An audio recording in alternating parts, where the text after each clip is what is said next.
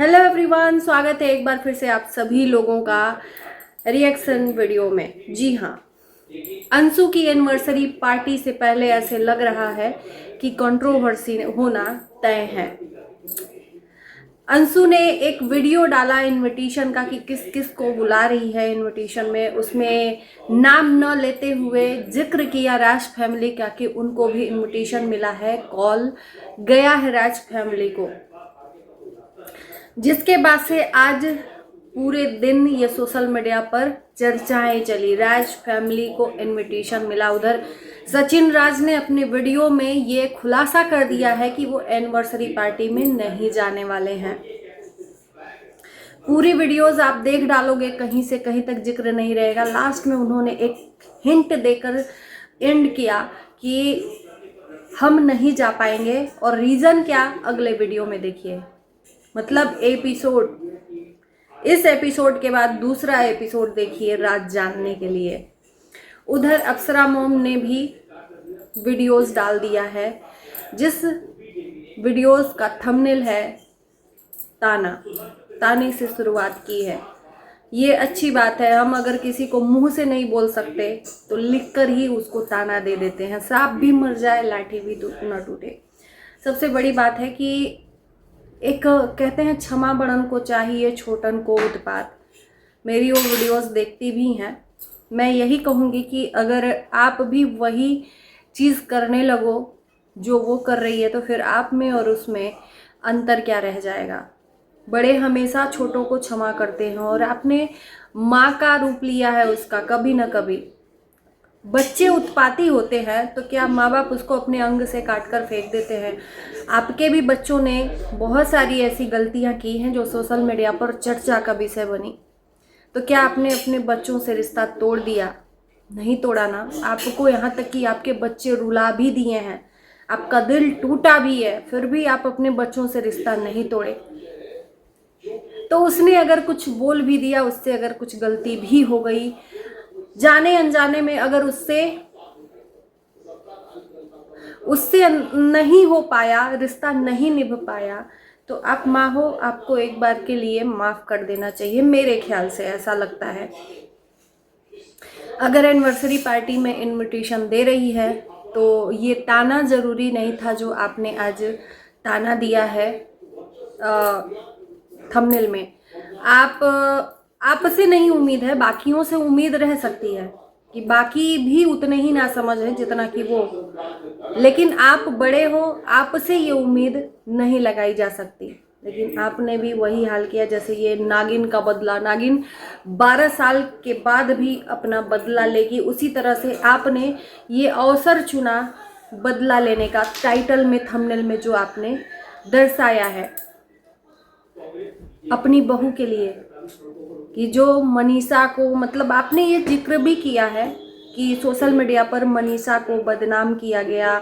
Indirectly way में किसको आप बोल रहे हो ये भी समझ में आ रहा है। डायरेक्टली अंशु को ही ये टारगेट किया जा रहा है कि उसने ही उस टाइम पर मनीषा को बदनाम किया। इस चीज़ को मैं भी एग्री करती हूँ। जिस टाइम पर मनीषा के ऊपर दुखों का पहाड़ टूटा था, शायद उसको बाद में रियलाइज़ भी हुआ कि नहीं करना चाहिए, क्योंकि उससे भी समझदारी की आप उम्मीद नहीं लगा सकते। वो इतनी तो बड़ी नहीं थी कि उससे समझदारी की आप उम्मीद लगा सको कि वो समझदार है और आपकी बहू ना समझ है, या उस टाइम पर उसके ऊपर दुखों का पहाड़। दोनों ही इक्वल, मतलब उसको समझ नहीं था, उसको भी नहीं समझ में आया सोशल मीडिया पे कैसे रहना क्या है। चारों तरफ से उसको कमेंट का ताना मिलने लगा और उसने आओ देखा न ताओ वीडियोस डाल दिया। उसके बाद रियलाइज़ भी कराया, उसके बाद से माफ़ी भी मांगी। तो अब क्या, माफ़ी तो मांगी ना, सामने वाले ने, उसको रियलाइज़ हुआ तो जाकर खुद माफ़ी मांगी। उसके बाद भी उसके लिए क्षमा नहीं था उस घर में। मुझे लगता है कि आपको अगर माँ बाप समझकर मान सम्मान दिया और कन्यादान के लिए अवसर दिया, तो कन्यादान तो महादान होता है। आपने कोई गलत काम नहीं किया है, जिसका कोई दुनिया में नहीं होता है। उसको अगर जो इंसान अपना कर कन्यादान करता है ना, तो उससे बड़ा पुण्य काम शायद अपनी भी बेटी का कन्यादान करके उतना पुण्य नहीं कमा सकता जितना कि उस बेटी का आपने किया। तो ये एहसान नहीं है, ये आपका एहसान नहीं है, ये आपने एक पुण्य काम किया है। सामने वाला एहसान आपका मानता है नहीं मानता है ये उसके ऊपर मैटर करता है, लेकिन आपने उसको एहसान न देके आपने अपने लिए पुण्य का काम किया है। आप ये सोचो ना, अगर वो सामने वाला बुला रहा है तो आपको एक बार के लिए उसको मौका देना चाहिए, जाना चाहिए रंजिशें मिटाकर। और गलतियां तो आपके बच्चों से भी उससे ज़्यादा हुई हैं, सिर्फ अंतर ये है कि उसको माफ़ इसलिए नहीं किया जा रहा उस फैमिली में कि वो आपका खून नहीं है, किसी और का खून है और उससे गलतियां हुई हैं, आपके परिवार के लिए उसने बोला है, तो इसलिए नहीं माफ़ी दिया जा सकता है। एबॉर्शन के टाइम में जो भी हुआ है वो हमें पता है और नहीं होना चाहिए। देखो उसको भी उस टाइम पर प्रेशराइज लोग कर रहे थे और एबॉर्शन के टाइम आपके भी बेटा बहू ने ऐसा सिचुएशन पैदा किया था कि आपको ट्रोलिंग का सामना करना पड़ा था, तो दोनों में कोई अंतर नहीं है। एबॉर्शन से ही रिश्ता टूटा ना, तो सिर्फ समझाने का है कि आप बड़े हो, आप से ही समझदारी की उम्मीद लगाई जा सकती है कि एबॉर्शन के टाइम पे अंशु के वजह से भी ट्रोलिंग हुआ और एबॉर्शन के टाइम प्रिंस रंजना के वजह से भी ट्रोलिंग हुआ, आपको बहुत ट्रोलिंग हुआ। तो क्या आपने प्रिंस रंजना को छोड़ दिया? नहीं छोड़ा ना, तो फिर वो भी तो नासमझ है, उसको भी तो लोग ट्रोल कर रहे हैं, बहुत ट्रोल कर रहे हैं। और ये सोशल मीडिया ऐसी जगह है, ऐसा प्लेटफॉर्म है कि यहाँ पे कोई भी पीछे नहीं हट सकता इस ट्रोलिंग से। तो बस देखना है कि आपके तरफ से सामने वाला झुक कर आया है तो आपके तरफ से एक कदम बढ़ता है कि नहीं, बस यही कहना था। और बाकी कंट्रोवर्सी का तो आपने बोल ही दिया है कि आपके तरफ से कोई ऐसा वीडियोस नहीं जाएगा, लेकिन ये उम्मीद नहीं थी कि आपने ताना देने से पीछे अपने आप को नहीं हटाया। ताना दे ही दिया उसको, जाने दीजिए, वो बिन माँ बाप की बच्ची है, उसको नासमझी में ही जो भी किया होगा, लेकिन आप उस एहसास को समझती हो, बार बार कहती हो आप कि बिन माँ बाप की बच्ची क्या होती है, हमसे ज़्यादा कोई नहीं जानता है। तो आपसे ज़्यादा सच में कोई नहीं जानता है। आपकी तो बहनें थीं, आपका भाई था कि आपको संभाल दिया, माँ बाप का प्यार दिया, लेकिन उसके पास तो वो भी नहीं है। जो भी है ससुराल है, तो एक बार के लिए सामने वाली बंदी आपसे दोस्ती का हाथ बढ़ाना चाहती है। और जिस शादी में आपने कन्यादान किया वो 1 साल को होने को आया है, एनिवर्सरी पार्टी है, बुला रही है, इज्जत दे रही है, तो आपको भी सम्मान एक बार के लिए देना चाहिए।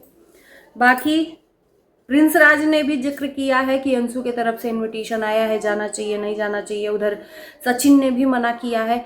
इतना भी बड़ा पाप अंशु ने नहीं किया है। सब मिला जुला के मैं ये कहना चाहती हूँ कि इतना बड़ा पाप अंशु ने नहीं किया है कि जिसके लिए आपके तरफ से माफ़ी न दी जाए उसको।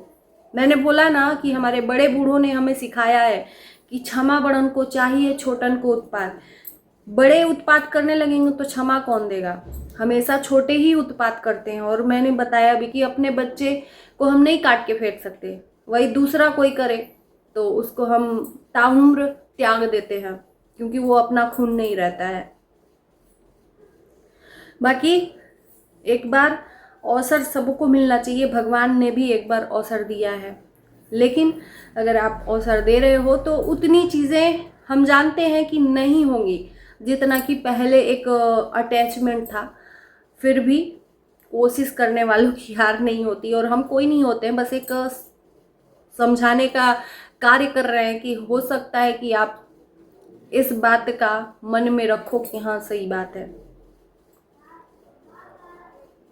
कोई नहीं जाएगा तो उसको बहुत बुरा लगेगा, बहुत बुरा लगेगा, ये मैं जानती हूँ। कोई नहीं जाएगा। आपने अपने एनिवर्सरी पार्टी में उसको इनविटेशन नहीं दिया तो उसको कितना बुरा लगा होगा ये तो वही जानती है, लेकिन उसने आगे से चल के आपको इनविटेशन दिया है, तो एक बार के लिए ज़रूर सोचिएगा आंटी जी।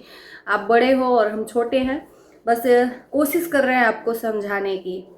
और मेरा किसी से कोई पर्सनल मैटर नहीं है, या उससे कोई मैं पर्सनल बात नहीं करती हूँ, या आपसे नहीं पर्सनल बात करती हूँ। बस एक वीडियोस के आधार पर रिएक्शन देती हूँ और मानवता के नाते ये वीडियो बना रही हूँ। ज़रूरी नहीं कि हर चीज़ में कंट्रोवर्सी खोजी जाए और करी जाए।